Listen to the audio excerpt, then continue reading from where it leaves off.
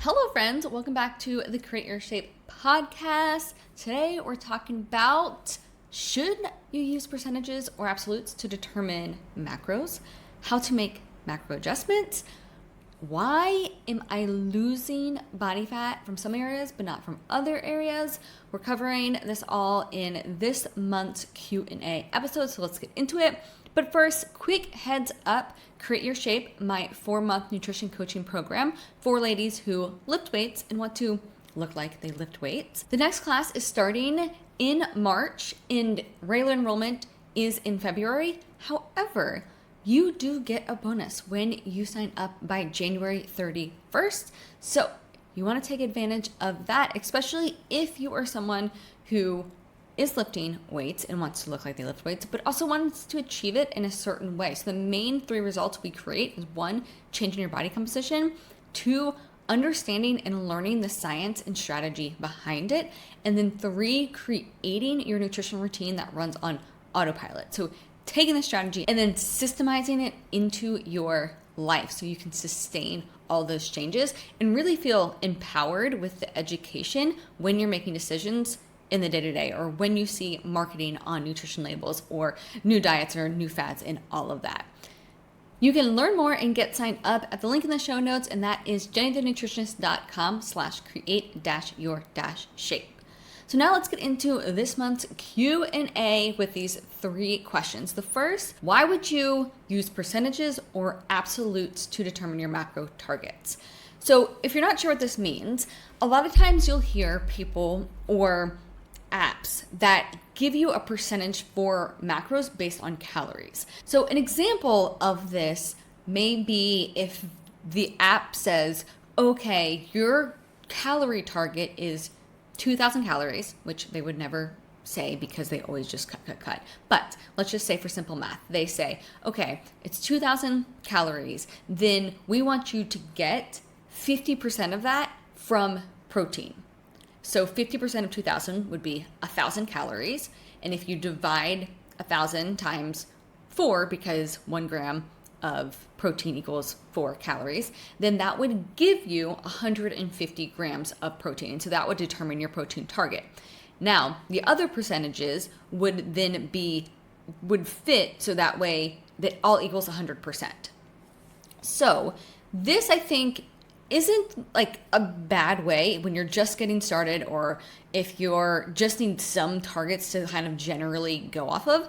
I don't think it's a bad way. However, I feel like at this level, especially with my ladies who don't have a ton of weight to lose, like you have less than 40 pounds of weight to lose. Maybe it's even fine tuning and you're looking more to build muscle and just decrease 5 to 15 pounds, right? You just want to be more fine tuned than that, than just percentages. The other problem with percentages is they're going to change everything. If you change one percentage, it likely is going to change other percentages, right? That then changes it all. We just know so much more, and why not just skip that step and apply more specific and more fine-tuned macros? Like for example, generally females especially want to maintain muscle or decrease body fat or build muscle. You want around your body weight in protein. So now that we know that's going to be set, and that will really go up and down. And just to give you a little bit more on the macros, fats will generally be around 50 to 75, around, I would say, on average for ladies who are lifting weights. So then your carbs is what's left of that, and then will continue to be pushed as up or down depending on where you're at in the nutrition strategy. So that is my answer for there. I would definitely use absolutes, especially when you're getting to this next level and you're fine tuning. That would be my suggestion. Now this segues nicely into the next question, which is around macro adjustments. So this is what she wrote in. I'm going to read the full thing. Hi Jenny, I'm an avid listener to your podcast and really love your work. That's so awesome. I wonder if you've covered this on one of the podcasts. I'm wondering how you know when it's time to make an adjustment to your macros. When would you look to increase protein and decrease carbs, and for what specific result? Thank you in advance. Amazing. So such a good question. I love this. And honestly, I'm going to share at a high level because this is in depth. This could be a full course, and actually this is a full course that I've created.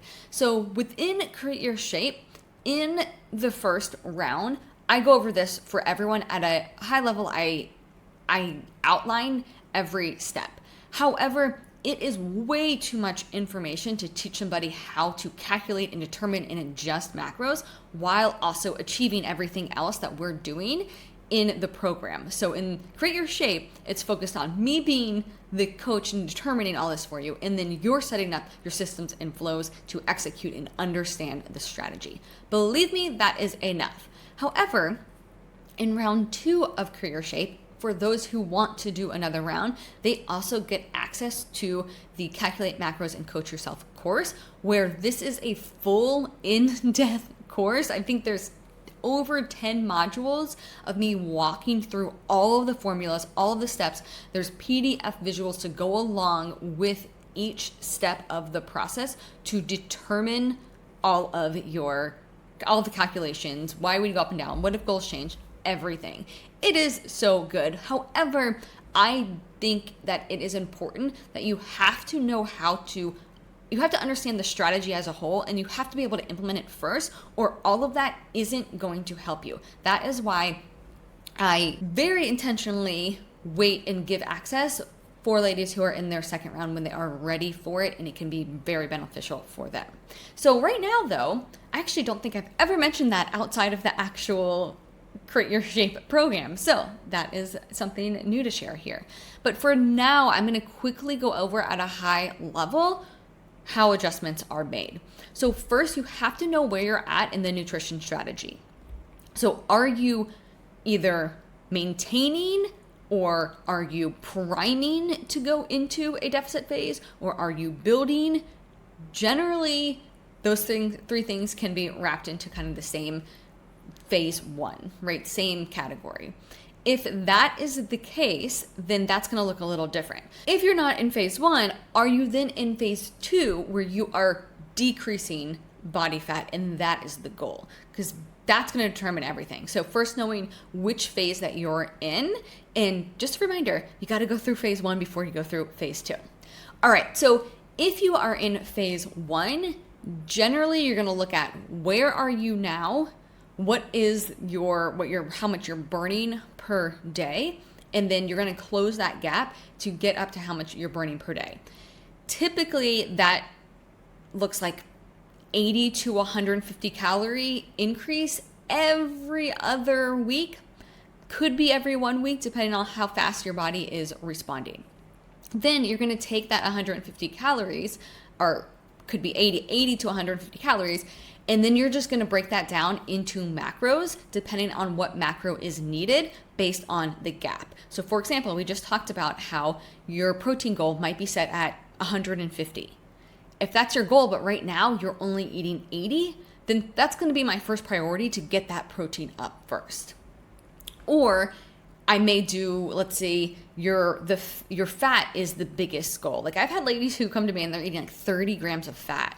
And I'm like, all right, let's get that up ASAP so you can start feeling better. Same with carbs. You know, they come, they're like, I'm only eating 50 grams of carbs. I'm like, based on what I'm seeing, you should be at 200 grams of carbs. We got to close that gap. So it depends where the gap is, and then we close it from that point. But typically, I'm only going to increase 5 to 25 grams for protein and carbs at a time, and then 5 to 10 grams of fat at a time. But it all depends the calorie number, and the calorie number is then broken down to the macro adjustment.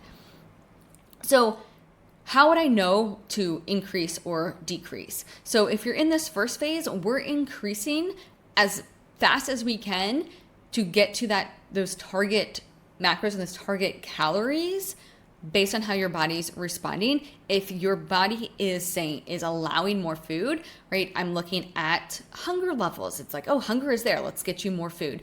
I'm looking at physical changes, right? If you're gaining body fat by eating more, it's like, whoa, that's a problem. I rarely ever see that. But if that was the case, then because we do it really strategic in Create Your Shape, but if that was ever the case, then obviously we would be like, okay, we got to slow this down and make adjustments.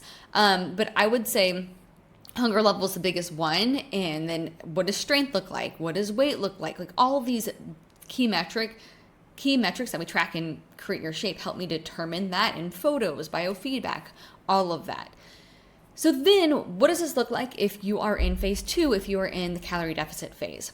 Well, unlike in phase 1 where you're wanting your body to adapt and you're slowly changing the calories, we don't want your body to adapt. We want to do one big drop, and we want your body to say, hey, I was using that food. If I can't get it, I'm going to get that energy from somewhere else in the form of your body fat. So that is kind of the goal. So generally, we'll drop a big drop anywhere from 400 to 600 calories on average. Protein will stay the same, and that'll mainly come through carbs and fat. I would say I try to push heavier for fat because my ladies are working out, lifting weights. We want to keep carbs as high as we can so that way we can fuel that workout, maintain muscle mass, but also carbs are really satiating, so it just gives you more food throughout the day. So if after 4 to 6 weeks, I'm seeing a slowdown in weight loss or hitting that plateau, then that just means your metabolism is adapting a little, and then we would need to decrease calories again, and that might be another 150 or 250 calories, which again would come through carbs and or fat. So that is a very high level of how you would make adjustments and why. And then the last question, why am I losing body fat but not from my abs? I also had the same exact question, but from my back or from my legs. Like I've seen this many different times, and I get it. We're like, wait a minute, this is the area I want it to be pulled from.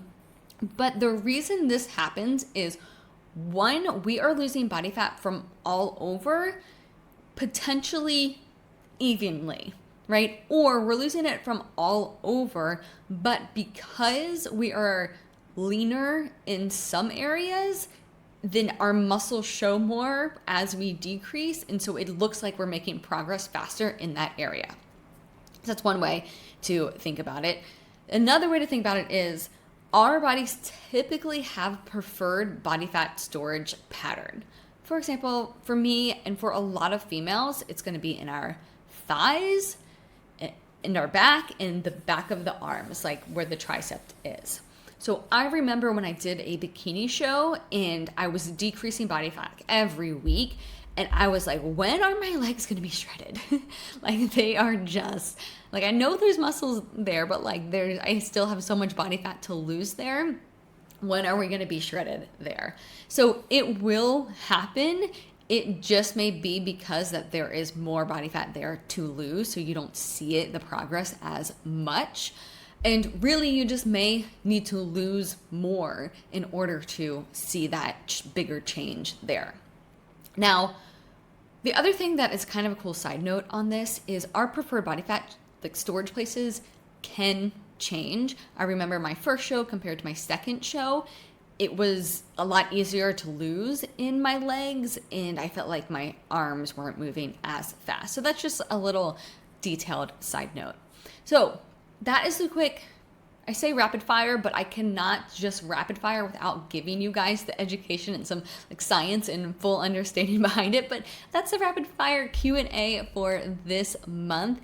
If you want this coaching all the time and truly want to understand it without having to become a nutritionist yourself, but this is a priority and an interest of yours, that you not only want to be told what to do and want the shape, like you want to fully understand the strategy and at a high level of science behind it. We dig into all this and more in Create Your Shape, and you can join us at the link in the show notes, jennythenutritionist.com/create-your-shape, and I'll see you next week on the Create Your Shape podcast.